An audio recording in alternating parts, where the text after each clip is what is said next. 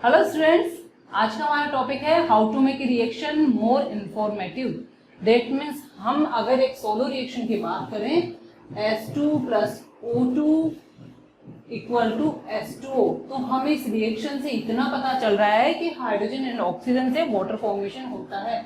क्यों? हमें वाटर का फॉर्मूला पता है, ऑक्सीजन एलिमेंट यानी ऑक्सीजन गैस का पता है और हाइड्रोजन का पता है। गैस मैंने बोल दिया बाय मिस्टेक, लेकिन अब आपसे पूछा जाए कि आपके रिएक्टेंट कौन से स्टेट में है, रिएक्शन की कंडीशंस क्या है, प्रोडक्ट कैसा बना है, अगर कोई एसिड बेस के बीच में रिएक्शन है तो कौन डाइल्यूट है, कौन कंसंट्रेट है, इस रिएक्शन में एनर्जी रिलीज हो रही है या रिएक्शन एनर्जी को एब्सॉर्ब कर रही है, रिएक्शन फास्ट है या स्लो है, इस तरह की जो भी इंफॉर्मेशन है यहाँ पर हमें नहीं मिल रही। तो इसका मतलब हमारी रिएक्शन अभी अधूरी है, इनकम्प्लीट है। अगर हमें रिएक्शन को मोर इंफॉर्मेटिव बनाना है, दैट मीन्स आपको रिएक्शन देखते ही सामने वाला आपको बताए नहीं, बाय वर्ड्स में उस रिएक्शन का डिस्क्रिप्शन नहीं करे, आप इक्वेशन को देखकर ही पता लगा लें कि इस रिएक्शन में जितने भी इंफॉर्मेशन हमें गेन हो सकती है वो सारी इंफॉर्मेशन मुझे यहाँ पर दिख रही है। तो यही एक चीज है जो हमें केमिकल इक्वेशन में इन्वॉल्व करनी है, जिससे हमारी जो केमिकल इक्वेशन है वो मोर इंफॉर्मेटिव होगी। वन बाय वन करते हैं कि हम एक इक्वेशन में क्या क्या इन्वॉल्व कर सकते हैं और कैसे उसको मोर इंफॉर्मेटिव बना सकते हैं। तो let's take first point is the physical state.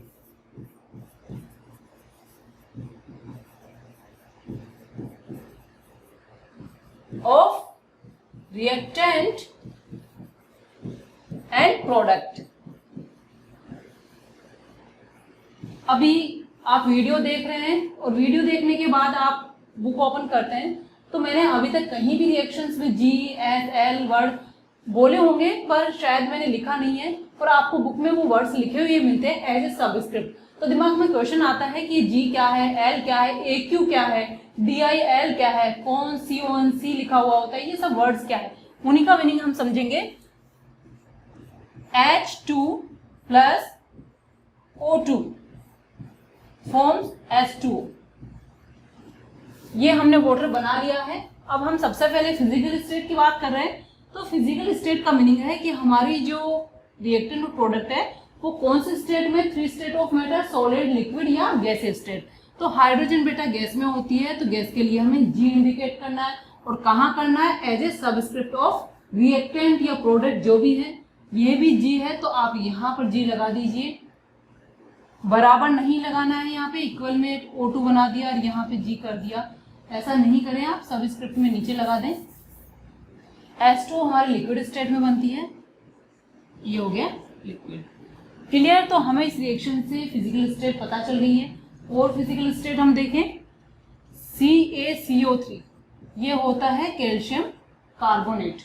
Calcium carbonate का जब हम थर्मल डिकम्पोजिशन, जो कि हम आगे type of reactions, decomposition reactions में स्टडी करेंगे, जब इसका डिकम्पोजिशन करवाया जाता है तो ये बनाता है कैल्शियम ऑक्साइड। फॉर्मूला मेकिंग में आपने सीख लिया है, कैल्शियम ऑक्साइड बना सकते हो और बनता है carbon dioxide.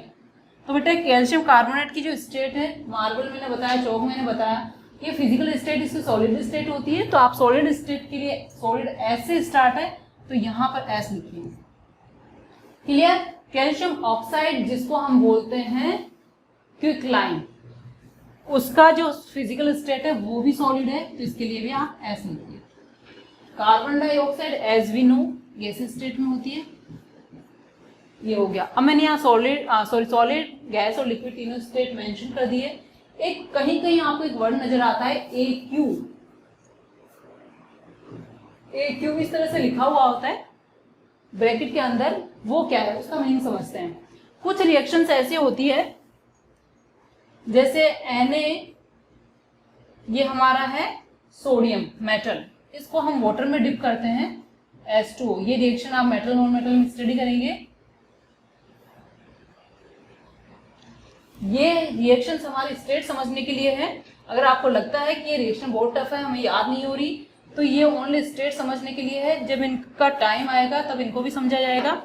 NaOH plus hydrogen H2। N एक मेटल है जो कि सॉलिड स्टेट में होता है, तो ये मैंने लिखा S। वाटर लिक्विड स्टेट में होता है, ये मैंने लिखा M। हाइड्रोजन गैसेस स्टेट में होती है, जब ये ऊपर किया अभी अभी हमने जी। अब बात करें हम एनएओएच की। एनएओएच बेटा वैसे तो सॉलिड स्टेट में होता है, ये बेस है और ये सॉलिड स्टेट में, यानी आपको लेबोरेटरी में या केमिकल शॉप पे ये एनएओएच के पैलेट्स मिल जाते हैं, छोटे छोटे क्रिस्टल्स मिल जाते हैं, तो ये सॉलिड स्टेट में होता है। बट अभी हम बात करें हमारी रिएक्शन की, तो Na एंड H2 जब मिलकर NaOH बनाते हैं तो NaOH, ये मेरा ग्लास है जो मैंने वाटर से फिल कर रखा है, इसमें मैंने सोडियम की ड्रॉपलेट, सोडियम का क्रिस्टल डाला, ये Na, और जैसे ही रिएक्शन करता है यहाँ से H2 gas hydrogen gases form में है प्लस NaOH, ये दो सब्सटेंस बन रहे हैं, हाइड्रोजन गैसेस फॉर्म में है, तो वो वाटर के अंदर नहीं रुकेगी, वो बाहर निकल जाएगी, एक्सपेल हो जाएगी। अब बचता है हमारे पास क्या, NaOH। NaOH सॉलिड स्टेट में है, लेकिन NaOH एक स्ट्रॉन्ग बेस है और हाईली सॉल्यूबल है वाटर के अंदर, तो ये सॉलिड स्टेट में रह ही नहीं सकता। तो ये क्या करेगा, जो वाटर है इंस्टेड इसमें डिजोल्व हो जाएगा, और डिजोल्व होकर बिल्कुल क्लियर वाटर, थोड़ा सा हो सकता है कि बिल्कुल क्लियर ना होगा क्योंकि अमाउंट पे डिपेंड करेगा, अदरवाइज वाटर के अंदर बहुत अच्छे से सॉल्यूबल होता है। तो यहाँ पर जो स्टेट इसकी मिल रही है, that is in the dissolve condition in water, and this solution is called aqueous solution. एक एक्वस होता है और एक्वस का AQ हम यहाँ पर इंडिकेट करते हैं, AQ। किसी भी सब्सटेंस को अगर वाटर के अंदर डिसॉल्व कर लिया जाता है तो सॉल्यूशन को हम बोलते हैं एक्वस सॉल्यूशन। तो शुगर को आपने वाटर में डिसॉल्व किया तो aqua solution of sugar, salt को डिसॉल्व किया aqua solution of salt. Aqua जो वर्ड है that is called for water. आप साइड में कहीं लिख लीजिए यहाँ पे AQU एक्वा, ये एक्वा है जो लैटिन वर्ड है, इसका मीनिंग होता है वाटर, इसलिए यहाँ पर जो सॉल्यूशन बना है दैट इज एक्वा सॉल्यूशन। अब बच्चों आपको कहीं भी एक्वा यानी AQ नजर आए दैट इज और एक्वस सॉल्यूशन, यानी आपका ये कंपाउंड उस टाइम वाटर में सोल्यूबल है या डिसॉल्व कंडीशन में। तो ये हो गई हमारी फिजिकल स्टेट। अब हम नेक्स्ट पॉइंट पे चलते हैं।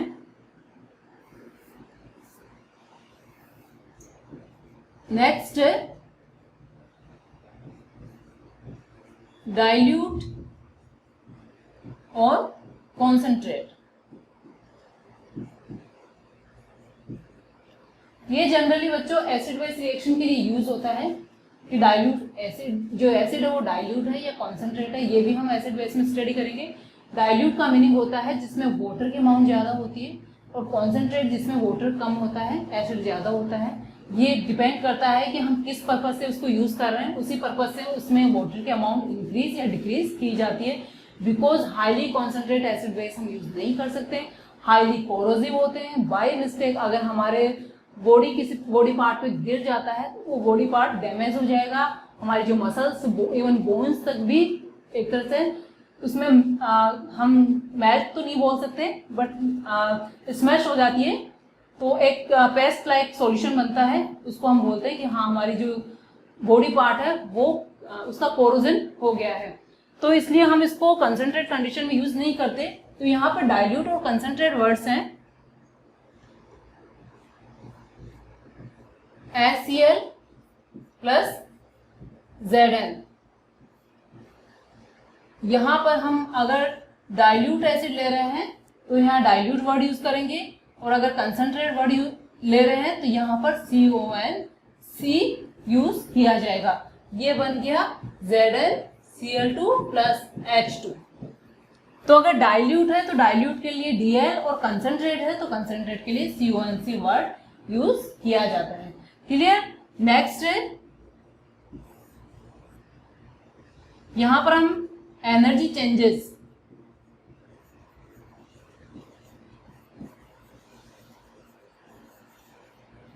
i.e. दैट मीन्स हम कह सकते हैं कि रिएक्शन एंडोथर्मिक है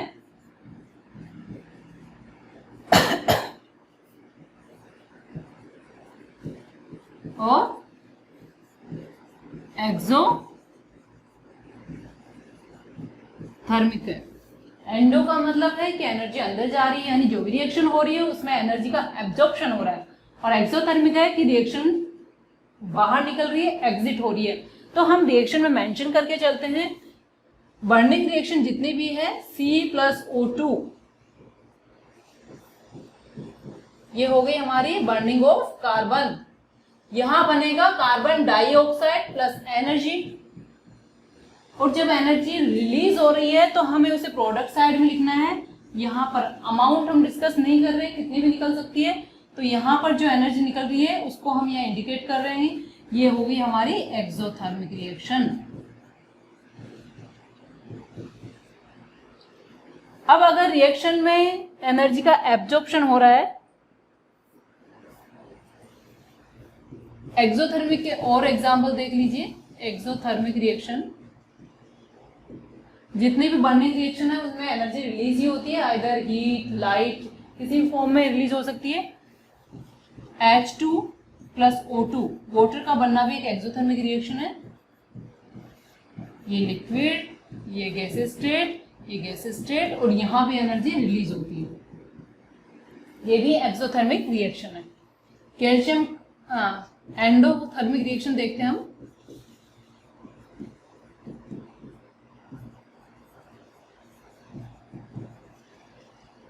डिकम्पोजिशन रिएक्शंस, यहां पर हीट हमें देनी पड़ेगी।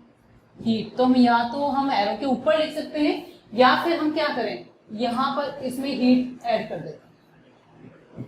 हीट यानी जो रिएक्शन है उसमें रिएक्टेंट साइड में आपने हीट ऐड करी है, दैट मीन्स वो एंडोथर्मिक रिएक्शन होगी। CaO+CO2, इसको रिप्रेजेंट करने का एक तरीका ये है। सेकेंड वे ये भी है कि हम CaCO3 CaO+CO2, अब आप जैसे मैथमेटिक्स में करते हैं कि ये इक्वल का साइन मान लीजिए, किसी नंबर को आप अदर साइड लेकर जाते हैं तो उसका साइन चेंज हो जाता है। सिमिलर वैसा ही करना है। ये यहाँ पॉजिटिव साइन के साथ है, यहाँ इसको लेकर जाएंगे तो ये नेगेटिव साइन के साथ है। अब दोनों में डिफरेंशिएट आप देखिए क्या डिफरेंस है। यहाँ पर E मैंने पॉजिटिव साइन के साथ लिखा है तो ये क्या है, एक्सोथर्मिक रिएक्शन, और यहाँ मैंने नेगेटिव साइन के साथ लिखा है तो ये हो गई एंडोथर्मिक रिएक्शन। तो एंडोथर्मिक रिएक्शन में या तो हीट इस साइड होनी चाहिए, या एरो के ऊपर हीट लिखा हुआ होना चाहिए, या फिर -E लिखा हुआ होना चाहिए, या फिर क्या हो सकता है, हीट को रिप्रेजेंट करने का जो तरीका है वो एक और है, डेल्टा H, ये होगा नेगेटिव, यानी जो भी नंबर्स गिवन है वो नेगेटिव वैल्यू के साथ होंगे, और जो एंडोथर्मिक है उसमें डेल्टा H की जो वैल्यू है that will be positive. Clear? तो ये सिंबल्स हैं। अब क्योंकि आप ऑब्जेक्टिव पेपर देने वाले हैं इसलिए इस चीज को अच्छे से वॉच कीजिए कि हम जब एंडोथर्मिक रिएक्शन लिख रहे हैं तो क्या साइन होता है, और जब एक्सोथर्मिक हम लिख रहे हैं तो क्या उस रिएक्शन में एनर्जी को किस साइन के साथ रिप्रेजेंट कर रहे हैं। Clear? Now next topic is reaction conditions.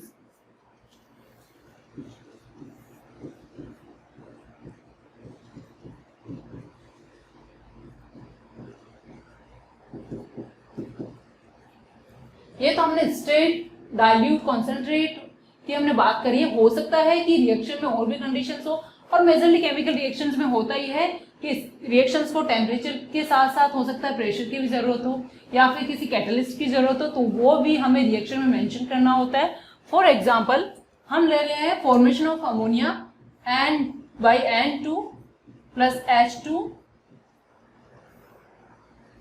Ammonia का फॉर्मूला होता है NH3। NH3 यहां पर ये गैसेस स्टेट में होती है, ये भी गैसेस स्टेट में होती है, और बच्चों ये भी अमोनिया भी गैस स्टेट में होती है। तो यहाँ तीनों की स्टेट मेंशन हमने कर दी है। अब हम कंडीशंस की बात करते हैं कि एक्चुअली क्या स्पेशल कंडीशंस है कि हमें यहाँ कंडीशन बोलने की जरूरत पड़ गई। तो जब ये रिएक्शन, इस रिएक्शन का जो नेम है वो हैबर्स प्रोसेस, हैबर साइंटिस्ट का नेम है, और उसी के नेम के पीछे इस रिएक्शन का नेम है क्योंकि उसने डिस्कवर की थी। यहाँ पर इस रिएक्शन के लिए जो टेम्परेचर चाहिए होता है वो होता है 450 डिग्री सेल्सियस। क्लियर? वो हमने एरो के ऊपर मेंशन किया है। यहाँ पर जो प्रेशर है वो जरूरत पड़ती है 200 ATM pressure. ATM for atmospheric pressure, वो 200 है। ये तो हो गई दो कंडीशंस। अब कुछ और कंडीशंस है, लाइक इसमें कैटलिस्ट की जरूरत पड़ती है, तो कैटलिस्ट होता है उसको भी हमें एरो के ऊपर नीचे ही लिखना है। आपको जहां जगह मिले वहां लिख दीजिए Fe, ये Fe आयरन है और ये मोलिब्डेनम MO। आप कोमा लगा के कर सकते हैं, ऑब्लिक या नहीं करना है, क्योंकि इन दोनों की हमें रिएक्शन में जरूरत पड़ती है।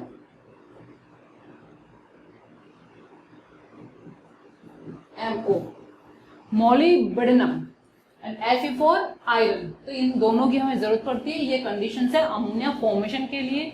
इन कंडीशंस के बिना अमोनिया का फॉर्मेशन नहीं होता है। क्लियर? नाउ ये रिएक्शन भी एक्सोथर्मिक रिएक्शन है, यहाँ भी एनर्जी रिलीज होती है। अब आप बोलेंगे कि टेम्परेचर हमने दिया है 450 डिग्री सेल्सियस, तो रिएक्शन तो एंडोथर्मिक होनी चाहिए। एक्चुअली बच्चों रिएक्शन को स्टार्ट करने के लिए क्या होता है, रिएक्शन को स्टार्ट करने के लिए इनिशियली हमें उसको पुश करना होता है, इसलिए हमें 450 डिग्री सेल्सियस के ऊपर उसको रिएक्शन को स्टार्ट करना होता है, वो टेम्परेचर की नीड होती है। बट एक बार जब रिएक्शन स्टार्ट हो जाती है तो उसमें एनर्जी निकलना स्टार्ट हो जाता है। That's why that is exothermic reaction. अब चलते हैं नेक्स्ट कंडीशन, और क्या हो सकती है। रिएक्शन में भी नंबर थर्ड नंबर था, फोर्थ नंबर,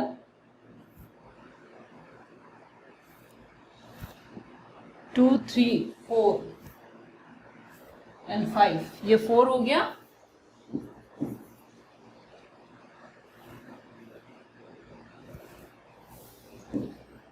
फाइव, रिएक्शन में भी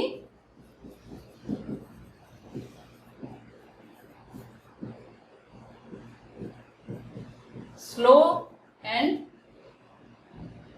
स्लो और फास्ट, ये रिएक्शन के ऊपर लिख दिया जाता है एरो के ऊपर। रिएक्शन स्लो भी हो सकती है, फास्ट भी हो सकता है। इसको आप आने वाले अपकमिंग क्लासेस 11th स्टैंडर्ड में केमिकल काइनेटिक्स के नाम से चैप्टर है, उसमें स्टडी करेंगे कितना स्लो होता है, कितना फास्ट होता है। क्लियर? नाउ ये हमारी जो इन्फॉर्मेशन है, इसके अलावा कैटलिस्ट भी होता है। बहुत सारे रिएक्शन में हम कैटलिस्ट लिख सकते हैं।